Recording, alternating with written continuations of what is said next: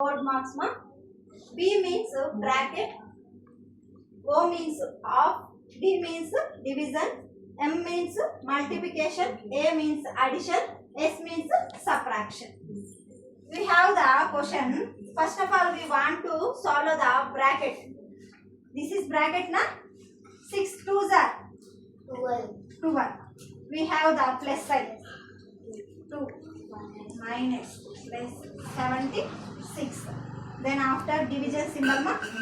Division 3. First of all, we have the division symbol na. 3 1s are 3 4s are 12. We get the answer for plus side 2 minus 2 plus 76. Then after we have the addition signs. Only addition sign na. This one also addition. We don't have any symbol here na. We put the plus. Plus plus plus.